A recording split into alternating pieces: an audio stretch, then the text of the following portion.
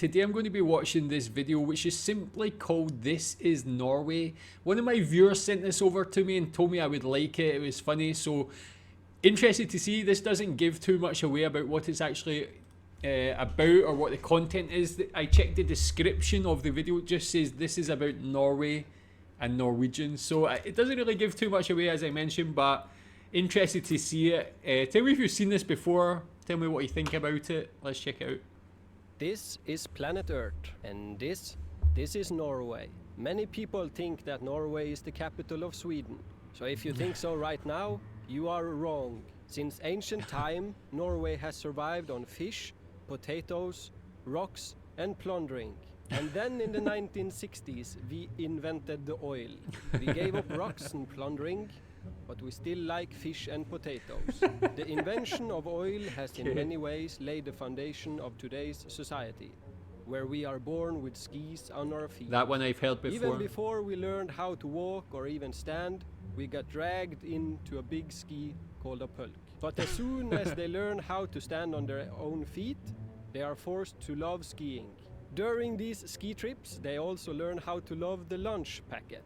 The lunch packet's most popular containment is a frozen piece of bread with a slice of yellow cheese on it. But soon enough... Was that a lunch packet, did he say? Is that a specific thing? Is it just like a lunchbox?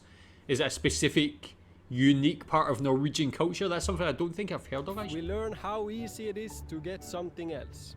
Bedtime stories are a big thing in Norway. They mainly evolve around scary creatures like trolls and a guy called Askeladden. And these stories are the main reason why the children are afraid of the dark. Even though we Norwegians got extremely wealthy from inventing the oil, we keep forgetting to buy more kindergartens. So socializing is a rare expense for some kids. Is that true? But what we do buy a lot of are schools.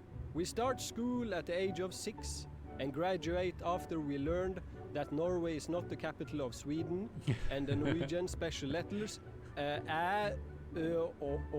Oh, and lunch packet with the frozen bread and the cheese is still popular here.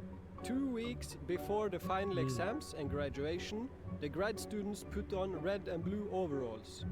Then we drink and drive red and blue cars, sometimes also buses, while not doing our homework. Yeah, I've seen that one mentioned on a previous video. Tell me more about that. That seems, again, very unique to Norway. I don't think I've seen it in any other country. Does it happen in any other countries?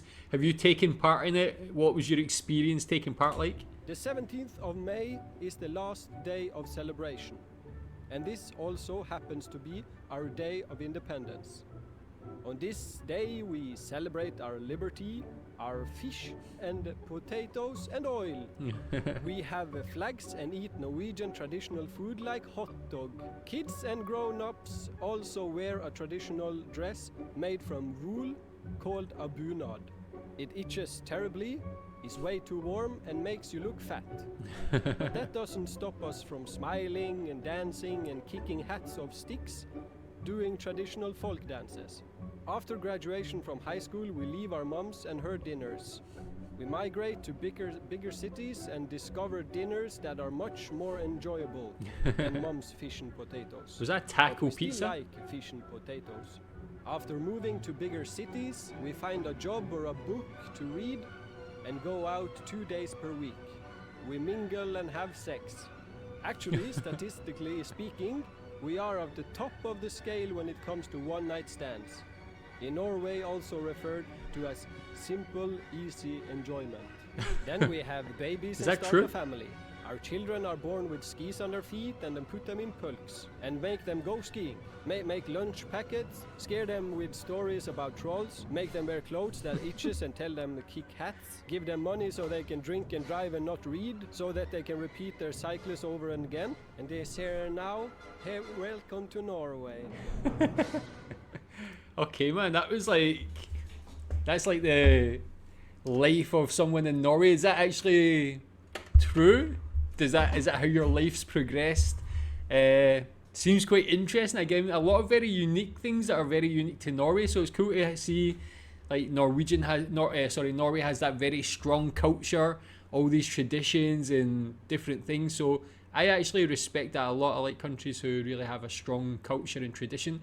And yeah, very interesting. Tell me if that is relatable to your life, and yeah, if it's accurate. Thanks.